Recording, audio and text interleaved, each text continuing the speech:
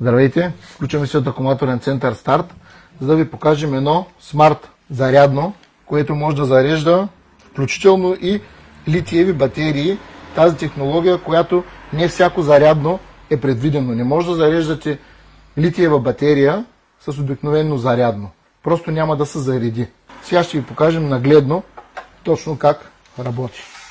Включваме зарядното и то се светва. И автоматично започва да се зарежда зарядното.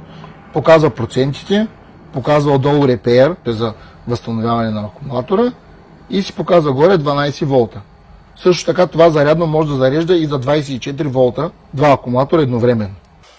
Тук сме ви показали и една литиева батерия. Сега в момента батерията е заредена на 100% и затова акумулатора не включва. Зарядното не включва. Но когато е изтощена батерията, автоматично си тръгва зарядното.